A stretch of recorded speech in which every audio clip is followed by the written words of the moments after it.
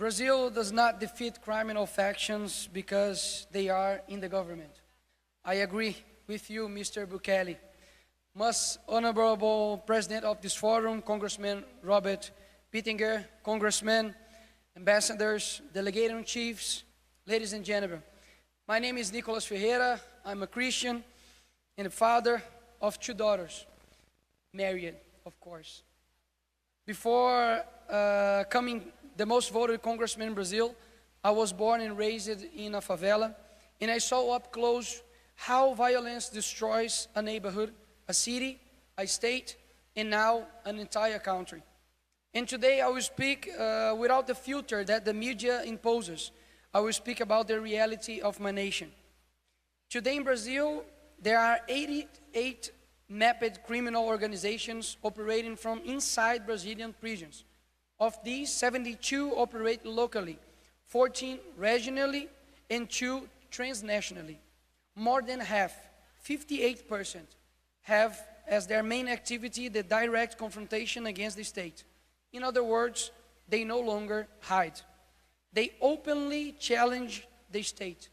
These factions impose rules, control territories, punish, charge taxes, and most seriously, they use terror as a form of government. 11% of the Brazilian population lives in territories under the direct influence of criminal factions. But the most alarming data comes from a study entitled Criminal Governance in Latin America. Between 50 and 60 million Brazilians, roughly 1/4 of the population, live under what is called criminal governments, an authoritarian and violent regime that decides who enters and who lives. In other words, 1/4 of the Brazilian population lives under a government that was not elected, does not provide accountability, and does not respect the Constitution or the law. The consequences are tragic and daily. In their own system of justice, the Red Command, one of the most notorious Brazilian factions, uses several methods of torture and execution to punish misconduct, eliminate rivals, and repress residents who oppose or report their activities. Torture sections are frequently recorded and circulated in messaging groups as a warning to the community. The newest method involves both torture and corpse disposal using alligators. Yes, ladies and gentlemen, alligators. Another consequence brought by criminal factions is the warlike atmosphere and the rise in deaths caused by stray bullets. According to the Crossfire Institute, the number of stray bullets victims in Rio de Janeiro grew up by 58% in the year 2025. In the first 75 days of this year, 41 people were struck compared to 26 in the same period the previous year. Innocent people, children, workers, father, die simply for being in the wrong place in the wrong country. And once again, I agree with President Bukele when he says that the first step to fixing a country is to bring peace. Because it's useless to have healthcare, education, and roads if you do not have security, and may end up being killed by a straight bullet on the way. And it gets worse. In the year 2024, Brazil recorded an increase of 33.8% in deaths of police officers. 170 officers were murdered, men and women who left home to protect society and returned in coffins draped with the national flag. Another 126 committed suicide, victims of psychological abandonment and the constant pressure of being treated as criminals for simply enforcing the law. But Brazil's tragedy goes beyond regional statistics. In just 2 years, there were 73,190 lives lost, all Brazilians murdered within their own territory. To give perspective, the Gaza Strip, the stage of a declared war between Israel and Hamas, 67,869 people were killed in 2 years of conflict. In other words, Brazil, with no civil war, foreign invasion, no missiles, no tanks, kills more than a war. As if the terrifying death toll were not enough, in Brazil the factions also spread terror by charging fees from small business owners just to allow a store to operate. There are reports of bar owners and street vendors executed for not paying extortion. They control telecommunications, transportation, security, food, water, and even the price of the cooking gas. It's a parallel state, totalitarian, armed, and unpunished. But the real scandal is this. Such a parallel state only exists because the official state tolerates it and often funds it. Beyond extortion, factions expel families from their homes, leaving them homeless, and then rent these properties to finance the criminal organizations. In Fortaleza, capital of the state of Ceará, residents were expelled from their own homes in at least 49 neighborhoods. In 21 months, 219 expulsions were recorded, according to the Public Security Secretariat. To understand the severity of what's happening in Brazil, I will give you the example of PCC, the First Capital Command, one of the most powerful factions in Latin America. Founded in 1993 inside the São Paulo prison system, the PCC began as a alleged brotherhood of prisoners against state abuse. 30 years later, it has become a transnational criminal organization operating in 19 Brazilian states and with confirmed presence in Paraguay, Bolivia, and Colombia. Today, the PCC moves billions of reais per year with hierarchical structure, internal codes, its own tribunals, and the ability to corrupt public agents or infiltrate business activities such as gas stations. It is essentially a Brazilian cartel with business, logistics, and even legal branches. It was the PCC that carried out the first execution of a judicial authority by organized crime in Brazil, the judge Antônio José Machado Dias, murdered in March 2023 in Presidente Prudente, São Paulo. After that, many other judges and prosecutors were placed under threat. Another famous crime was the historic robbery of the Central Bank in 2005.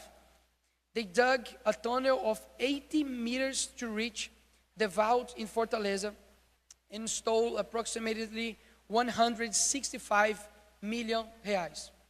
Finally, another mega operation orchestrated by the PCC were coordinating attacks in São Paulo in 2006.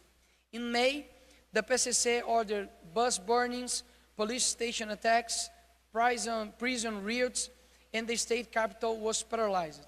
More than 59 securities agents were murdered, and the state declared a curfew. No one of this is a coincidence. Brazil's public safety, security tragedy is not only police-related, it's political. And it began more than 3 decades ago, when Lula and Fidel Castro founded the São Paulo Forum in 1990. That meeting brought together left-wing parties, revolutionary movements, and even armed organizations such as FARC. Its objective was clear: reorganize the Latin American left after the collapse of the Soviet Union, replacing the weapons of socialism with a new weapon, state power.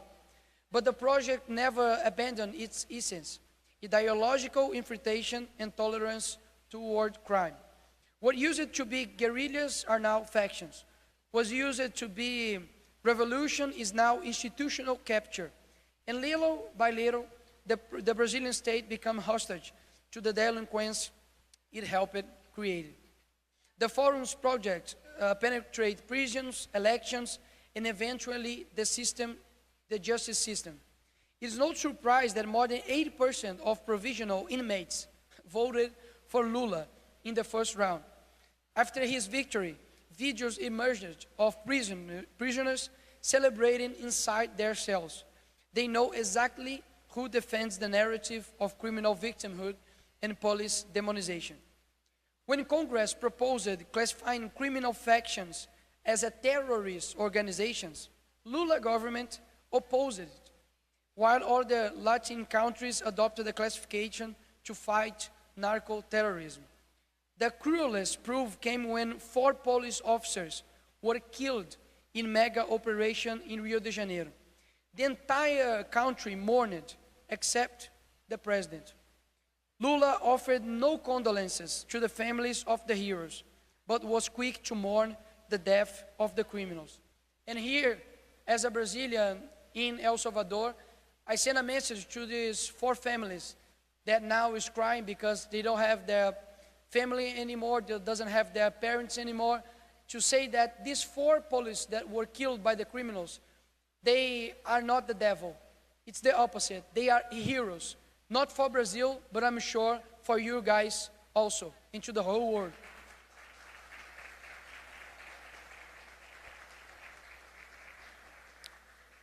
And the problem goes far beyond public security. The Workers' Party built its political history on 2 of the greatest corruption scandals in the democracy West, the Mensalão and the Petrolão. The Mensalão bought votes in Congress, an assault on democracy. The Petrolão looted Petrobras, an assault on the nation. Together, they diverted billions of reais, financed campaigns, bought support, and created the largest corruption scheme ever uncovered in the Southern Hemisphere. And what happened afterward? The convicted were released, the trials annulled, and the same political group returned to power with the same speeches and the same methods. Today, when the government remains silent before the factions and the judiciary ignores traffickers, it is because all speak the same language, the language of impunity. And if the executive falls, the judiciary is even worse. The Supreme Court, which should protect the Constitution, has released traffickers and weakened law enforcement. Brazil's justice system insists on humanization formulas that in practice work as safe conduct for criminals. A clear example is the custody hearings introduced in 2015. By August of 2024, more than 1,700,000 such hearings has been held, with approximately 39.4% of those arrested in flagrant released at this initial stage. 4 in every 10 criminals caught in act walked freely, while the victims remain abandoned. The mega trafficker André do Rap was released by a Supreme Court decision and never returned to prison. In the last 7 years, more than 30 PCC leaders were released through the front door. Some judges even prohibited helicopters, police entry into favelas, and legitimate use of force under the argument of protecting human rights. Curiously, the human rights of victims are never remembered. In Brazil, there is no effective parliamentary oversight over the judiciary. The system of checks and balances simply does not exist. Congress cannot review judicial decisions that violate the constitutions, cannot summon a Supreme Court justice to provide explanation, and has no effective accountability mechanism except impeachment, which is politically impossible. In the year 2020, an action in the Supreme Court, fueled by an extreme left party, imposed severe restrictions on police operations in Rio de Janeiro communities. Police were basically prevented from combating crime unless they obtained extremely bureaucratic authorization. The decision was presented as a way to protect lives, but in practice left the citizen unprotected. By drastically limiting police action, prohibiting operation, demanding exceptional justification, and bureaucratizing every step, the decision created the perfect environment for organized crime to reorganize, strengthen, and expand its territorial power. While the state was held hostage by legal orders, criminals filled this vacuum, expanding weapons arsenals, drug routes, bases of operation at their territory's control. This is the result of government of judges, a system where 11 unelected ministers decide not only to interpret the law, but the country's agenda itself.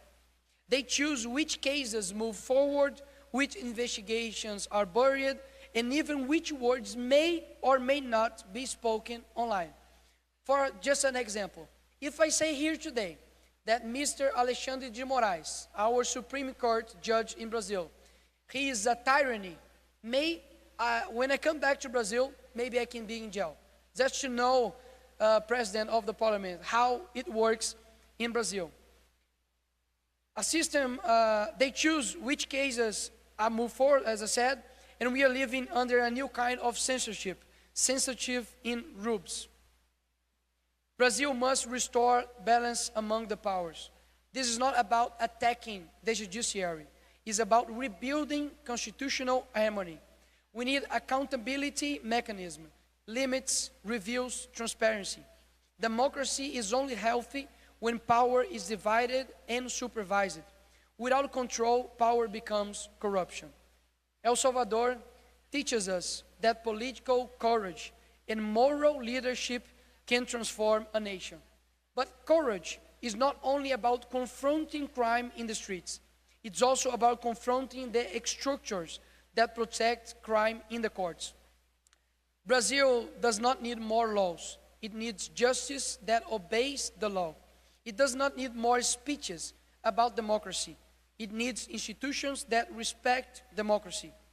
As long as Parliament is mute and the judiciary untouchable, corruption will remain unpunished, factions will continue to govern, and the Brazilian people will remain victims of a state afraid to act. May this meeting in El Salvador inspire a new era, an era which Parliament rebalances power, returns to the Constitution, and the people believe once again that the law applies to everyone, includes who interprets it. Que Dios bendiga a todos.